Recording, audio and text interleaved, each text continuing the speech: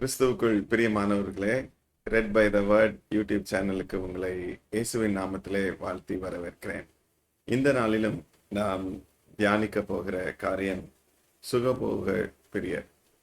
சுகபோக பிரியர் எவ்வாறாக பரிசுத்த ஆவியானவரை துக்கப்படுத்துகிறார்கள், இல்ல சுகபோகம் என்பது எப்படியாக பரிசுத்த ஆவியானவரை துக்கப்படுத்துகிறதா இருக்கிறது என்று நாம் இன்றைக்கு பார்க்க போகிறோம். 2 தீமோத்தேயு 3:4 இப்படியாக சொல்லப்பட்டிருக்கிறது, தேவ பிரியராயிராமல் சுகபோக பிரியராயும், தேவ பிரியராயிராமல் சுகபோக பிரியராயும் என்று எழுதப்பட்டிருக்கிறது.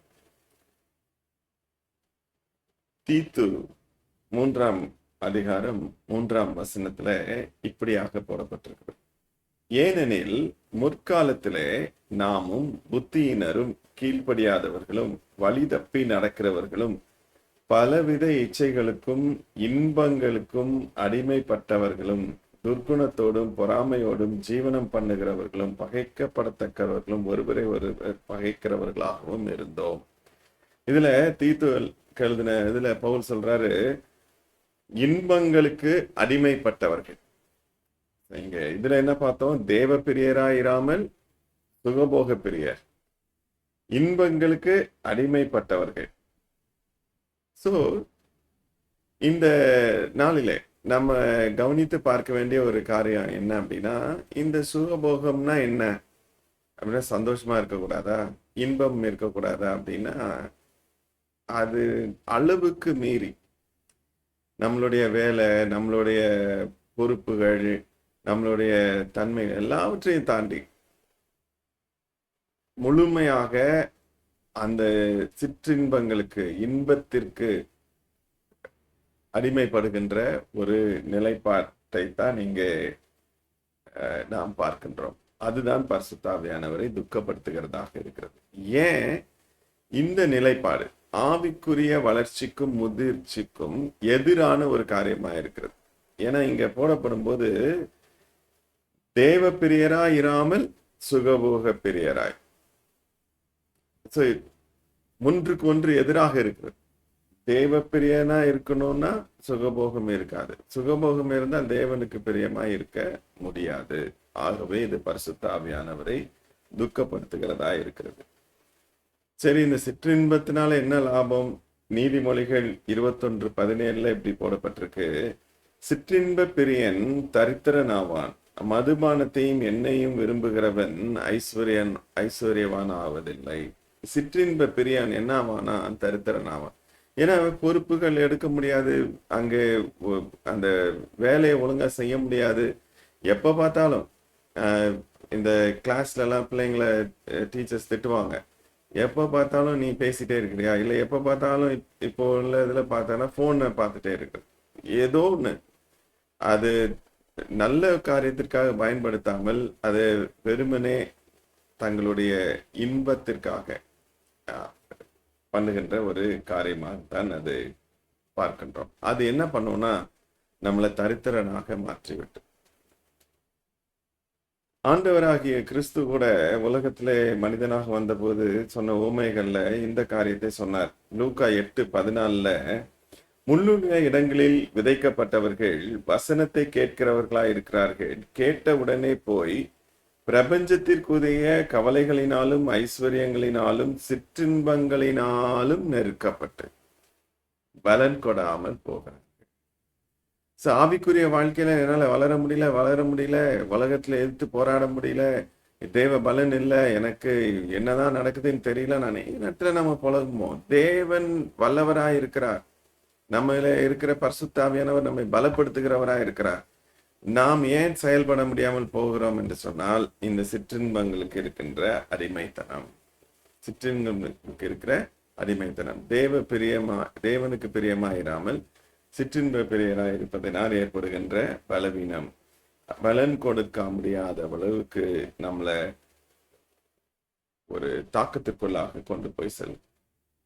1 தீமோத்தேயு 5:6 பவுல் அப்போஸ்தலன் இப்படியாக சொல்கிறான், சுகபோகமாய் வாழ்கிறவள் உயிரோடே செத்தவள்.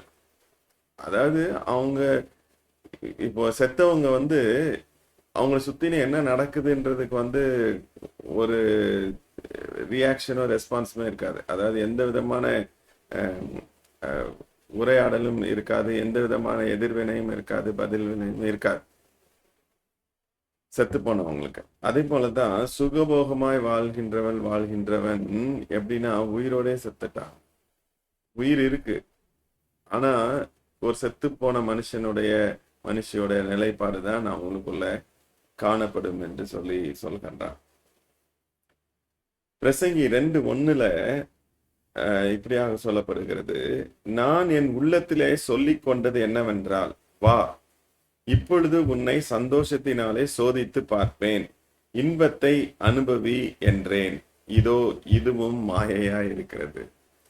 சோ இந்த அடிமைத்தனத்திற்குள்ளாக போற அளவுக்கு சிற்றின்பம் முக்கியமானதாயிடுச்சுன்னா என்ன ஆகும் அப்படின்னா, அது என்னதான் இது பண்ணாலும் அது ஒரு வெறுமை உணர்வைத்தான் தரும், ஒரு வெற்றிடமாகத்தான் இருக்கும். அப்ப என்ன இருக்குன்னா ஒரு வெறுப்பு, ஒரு ஃப்ரஸ்ட்ரேஷன் உள்ளுக்குள்ள இருக்கும். அது வெளி தெரியாது. இன்னும் இன்னும் இன்னும் இன்னும் இன்னும் இன்னும் என்று சொல்லி நம்ம அதிலேயே செய்து நம்ம மாட்டிக்கிறோம்ல. ஸோ இப்போ சிற்றின்பத்திற்கு அப்ப நிச்சயமா நம்ம இடம் கொடுக்க கூடாது, ஏன்னா அது நம்மளை கெடுக்கக்கூடிய ஒரு காரியம் என்று பார்க்கின்றோம். அப்போ எனக்கு எப்படிதான் சந்தோஷம் உண்டு, எப்படிதான் இன்பம் உண்டு? கொஞ்ச நேரம் கூட ஃப்ரீயா இருக்க முடியாதா? கொஞ்ச நேரம் சந்தோஷமா இருக்க முடியாதா? கொஞ்ச நேரம் ரிலாக்ஸ் பண்ண முடியாதா? அப்படின்னு சொல்ற வார்த்தைகளை நம்ம கேட்டிருப்போம், இல்லை சொல்லியிருப்போம். தேவனுடைய சமூகத்துல இன்பம் உண்டு, தேவனிலே நமக்கு இன்பம் இருக்கிறது. அந்த இன்பத்தை மீறி தேவ பிரியரா இருப்பதினாலே வருகிற இன்பம். சங்கீதம் 16:11 இப்படியாக சொல்கிறது, ஜீவ மார்க்கத்தை எனக்கு தெரியப்படுத்துவீர், உம்முடைய சமூகத்தில் பரிபூர்ண ஆனந்தமும் உம்முடைய வலது பரிசத்தில் நித்திய பேரின்பமும் உண்டு. இங்க இன்பம் தான் போடப்பட்டிருக்கு, ஆனா ஆண்டவருடைய பாதத்திலே, ஆண்டவருடைய சமூகத்திலே, கிறிஸ்துவிலே, தேவனிலே பேரின்பம், பரிபூர்ண ஆனந்தம். அந்த சொல்லப்படுகிற வார்த்தைகளை கவனித்து பாருங்க. இது வெறுமையா சொல்ல முடியாது, அதுல சப்ஸ்டன்ஸ் இருக்கிறனால தான். சும்மா சாதாரணமான ஒரு ட்ரெயினுக்கு அது எல்லா ஸ்டேஷன்லயும் நின்று ஸ்லோவா போற ட்ரெயினுக்கு சூப்பர் ஃபாஸ்ட்னு கொடுத்துருவாங்களா? நம்பிடுவாங்களா மக்கள்? அப்போ ஒரு சாதாரண ஒரு இதுக்கு ஒரு அடைமொழி கொடுத்தாலே அது ஏற்புடையதாக இருக்க வேண்டும் என்று சொல்லி பார்க்கிறோம். இங்க தேவனுடைய சமூகத்தில் உள்ள இன்பத்திற்கும் ஆனந்தத்திற்கும் எப்படி போடப்பட்டிருக்கு? பரிபூர்ணமான ஆனந்தம், பேரின்பம் உண்டு அப்படின்னு போடப்பட்டிருக்கு. அப்படின்னா தேவன் மேல் பிரியமா இருக்கும்போது தான் இதெல்லாம் பெற்றுக்கொள்ள முடியும். அப்படி ஒருவேளை தேவ பிரியரா இல்லாமல் சுகபோக பிரியராக இருந்தோம் என்று சொன்னால் இவைகளை பங்கு கொள்ளவே முடியாது. அது இன்பம் கிடைக்கிற மாதிரி இருக்கும், அது மாயையான இன்பமாக இருக்கும். ஆகவே கிறிஸ்துவுக்குள் பிரியமானவர்களே, நம்மளுடைய வாழ்க்கையிலே சிந்தித்து பார்ப்போம், நம்மளுடைய நேரங்களை எது ஆள்கொள்கிறது? நம்ம சுகபோகத்திற்காக நம்ம பயன்படுத்துறோமா, இல்ல தேவனை பிரியப்படுத்துகிற விதத்துல, தேவன் மேல் பிரியமாக அவருடைய சமூகத்துல இருக்கிறோமா அப்படின்னு சொல்லி பார்த்தோம்னா நம்ம அனுபவிக்கிறது பேரின்பமா இல்ல அடிமைத்தனத்தின் இன்பமா என்பது தெரிஞ்சு கர்த்தரை நோக்கி பார்ப்போம். எங்களை நேசிக்கிற நல்ல ஆண்டவரே, இந்த வேலைக்காக நாங்கள் உங்களுக்கு நன்றி செலுத்துகிறோம். உங்களுடைய வார்த்தைகள் ஜீவனுள்ளதா இருக்கிறது. நீர் செய்ய விரும்புகிற காரியத்தை செய்து திரும்பும். ஆண்டவரே, எங்களுடைய வாழ்க்கையில, எங்களுடைய நேரங்களை, எங்களுடைய வாழ்க்கைகளை ஆண்டவரே, எங்களுடைய காலங்களை சுகபோகத்திற்கு நாங்கள் விற்று போட்டிருந்தால், அந்த அடிமைத்தனத்திற்குள்ளாக நாங்கள் இருந்தால், அந்த இன்பத்தை தேடி அவைகளையே கருத்திலே கொண்டு ஆண்டவரே அவைகளுக்கு அடிமைகளாக நாங்கள் வாழ்ந்து கொண்டிருந்தால், இந்த நாளிலே எங்களை நீர் விடுவிப்பீராக.